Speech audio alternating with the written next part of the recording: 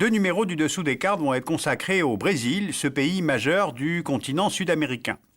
Le Brésil est la première puissance économique d'Amérique du Sud. Ce pays est dirigé depuis 2003 maintenant par un président de gauche, Luiz Inácio Lula da Silva, on l'appelle Lula.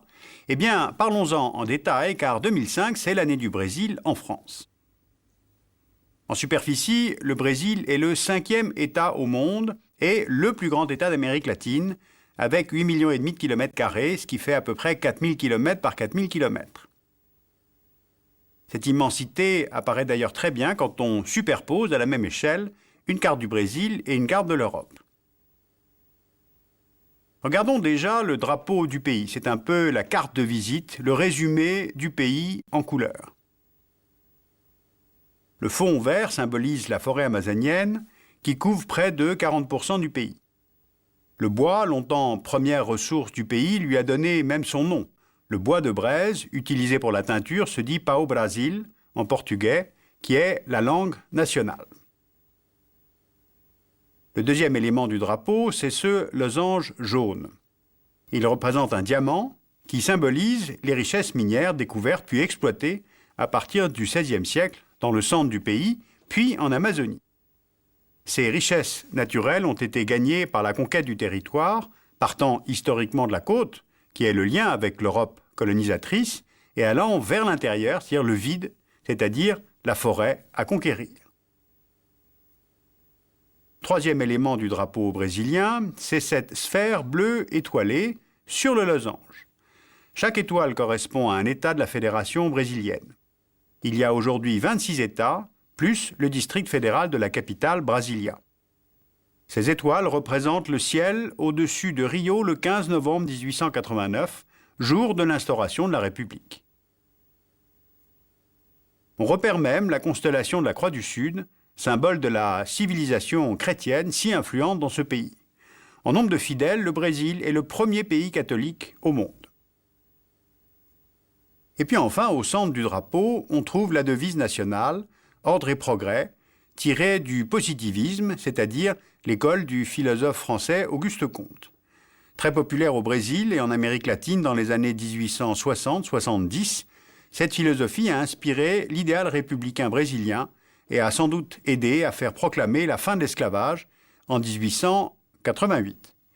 Il ne faut pas oublier qu'en 3 siècles de colonisation portugaise, près de 2,5 millions d'Africains ont été importés comme esclaves au Brésil pour servir de main-d'œuvre gratuite sur les plantations de sucre et de café. Donc en résumé, voici le premier pays catholique au monde, une république fédérale, au gigantesque territoire, avec des forêts en dessus et des richesses minières en dessous. Le potentiel donc est énorme, et pourtant le pays connaît 3 grands déséquilibres. Alors le premier, c'est une question d'aménagement du territoire. Le pays compte 178 millions d'habitants, mais ces Brésiliens vivent à 80% dans les villes, et surtout celles de la frange littorale, à Rio, Sao Paulo, Recife, Salvador, Porto Alegre. Et le pays a beau construire de façon volontariste des villes à l'intérieur, comme Belo Horizonte en 1897, Goiânia en 1937, ou Brasilia, la capitale, en 1960, eh bien, cet aménagement atténue très peu la concentration de la population sur le littoral. Le deuxième déséquilibre est économique. Historiquement, le développement du Brésil s'est fait région par région, presque produit par produit. Aujourd'hui, le territoire brésilien est découpé en 5 espaces principaux. Il y a d'abord le nord-est. C'est la première région du Brésil à avoir été mise en valeur par les colons portugais. Le nord-est reste aujourd'hui dominé par les fazendas, ces grandes plantations de canne à sucre, de cacao ou de coton. Et 1% des propriétaires détiennent 45% des terres dans cette région. Les rares investissements industriels se sont concentrés sur la côte, à Salvador, Recife, Fortaleza, et cela n'a pas suffi à réduire le sous-développement de la région. Le président brésilien, Lula, qui a été élu en 2003, a donc promis de régler cette question agraire en donnant des terres à 400 000 familles en 4 ans. En 2003, la distribution de terres n'a concerné que 36 000 familles, ce qui semble évidemment trop lent pour les sans-terres. Les habitants du Nord-Est partent donc souvent chercher du travail dans le Sud-Est et viennent ainsi grossir les favelas de Rio ou de Sao Paulo. C'est là le véritable pôle d'attraction du pays. Le Sud-Est est l'une des principales régions agricoles, le cœur économique du Brésil. La région s'est développée à partir du XIXe siècle grâce au café. Depuis, il y a eu diversification dans le sucre, le soja, le jus d'orange. Et aujourd'hui, le Brésil est le premier producteur au monde de café, mais aussi de sucre et d'agrumes. Et avec les mégalopoles de Sao Paulo, Belo Horizonte et Rio de Janeiro, la région fait à elle seule 70% de la production industrielle brésilienne, notamment avec la sidérurgie, l'automobile, textile, l'agroalimentaire, l'industrie de l'armement, le secteur aéronautique avec l'avionneur Embraer, et c'est là aussi que se concentre le secteur tertiaire. Dans la continuité du Sud-Est, il y a la région Sud, qui est la deuxième grande région économique du Brésil, avec entre autres l'hydroélectricité, grâce notamment au barrage d'Itaipu, le plus grand barrage hydroélectrique au monde.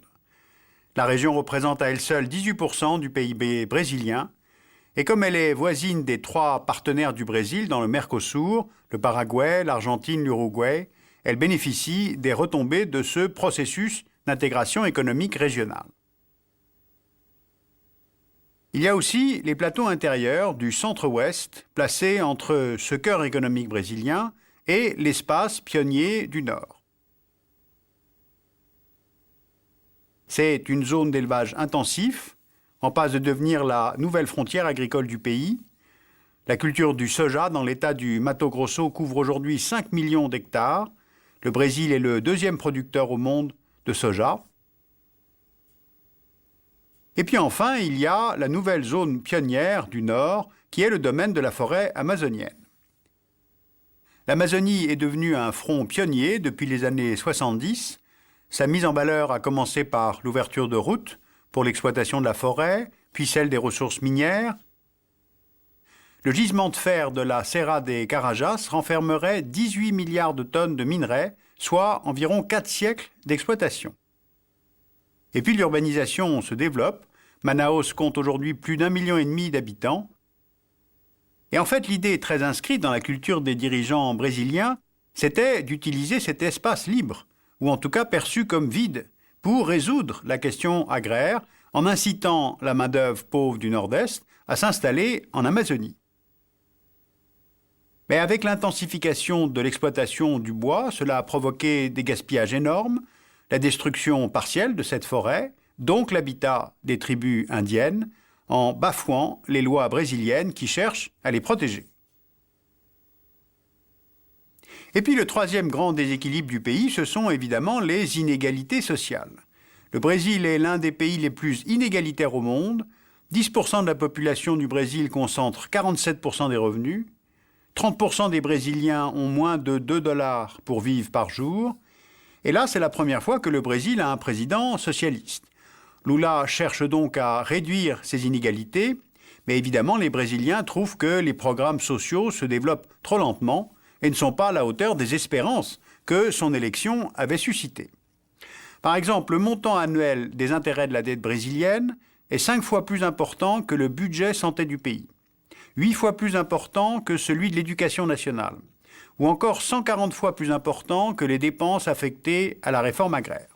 Alors évidemment, la réussite de ces programmes sociaux dépend en partie de la réduction de cette dette, mais aussi du soutien politique à l'intérieur du pays et de la place du Brésil sur la scène internationale.